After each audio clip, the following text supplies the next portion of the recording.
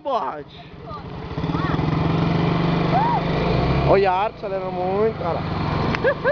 É que nós somos pesados, então... Oh, meu Deus do céu. Pegou a segunda já? Não. Então vai. Aí, ó. Ó, bonito, hein? Foi bonito, foi bonito, foi bonito. Aqui, só toma cuidado com a curva ali, tá? Tá bom. Você tá filmando aí? Ô. Mas é filmador. Tá bom, né?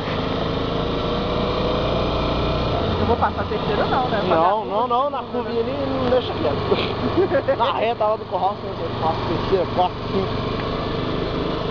Ah, minha irmã é piloto. Ah, meu Deus do céu, o Zé Marcos não vai fazer essa curva não. Olha, confio em você. Não, continua nessa sai da aceleração que você tá. frente! Sai da frente! Continua a aceleração que você tá e vai. Joga mais pra lá. Joga mais pra cá. Aí, ó. Sai da frente. Aí, continua aí. Vambora, acelera. Anda bicho doido, meu. Vai, joga pra cima, dá mais um tapão, aproveita a rotação aí. Eita, porra, esse doido, hein? É bicho doido mesmo. Nossa, comer poeira. Os meninos estão comendo poeira, tá? Não aguenta não, o Serginho limitou muito ali. Tô pra não, os meninos não. Mas não, o Sérgio Luiz já deu um ovo na... Doido, ó. O menino anda demais, eu quase bati na cerca ali, ó. Eu atropelei o bromélia ontem. Atropelei. O bromélia é sacanagem. Sério? Uhul! Uma motoqueira mesmo.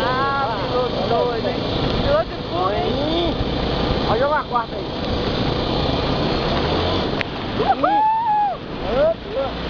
Ó, olha o tipo, caralho. Olha o caralho. Nossa, caralho. Joga de reduz. Mas aqui, ó. Vai. Pra baixo, cara. Aí, ó. Ah, moleque. É motoqueira, velho. Vai reduzir mais um. Mais um? Vai. Aí, ó. Vai, reduz mais um. Vai, joga mais um. Aí, ó. Aí sim, mano.